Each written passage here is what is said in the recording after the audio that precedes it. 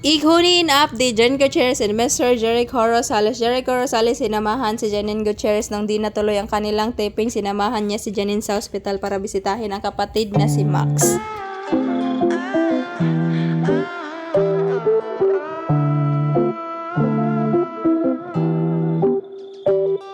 Alright, what's up guys? Welcome back po muli sa aking YouTube channel. So for today's video update, mag-iikunin update ang person. So for today's video update guys, Janine Gutierrez and Mr. Jericho Rosales. Jericho Rosales sinamahan si Janine Gutierrez sa hospital para bisitahin ang kanyang kapatid na si Maxine Gutierrez.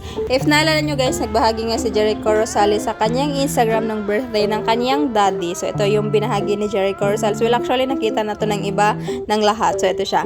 Call story, our shoot for Lavender Fields today got cancelled because of the typhoon. So I spent the day in the hospital to keep a special person company together with her family. This is the same hospital where I saw my father alive for the last time and one of the few times he said I love you to me years ago. Today is his birthday. I guess he wanted to hang out. Happy birthday pa. Here's your favorite song and signature post. Sa post nga na to ni Jericho Rosales is nag-comment nga si Janine Gutierrez ng red na heart. Nasabi nga ng mga fans, so yun pala yung binahagi ni Jericho Rosales sa kanyang Instagram. So kapatid pala ni Janine Gutierrez ang binisita nila. So ito nga yung kakamay lang ni Maxine Gutierrez today. So ayun, I'm free kasama ang kanyang mami Lotlot de Leon. And that's it guys. Hope you guys like, share, comment, and subscribe again and again. Konting ikunin update lang po. At another kaganapan is from Bacolod City pa din guys, from the City of Smiles. Kahit umuulan,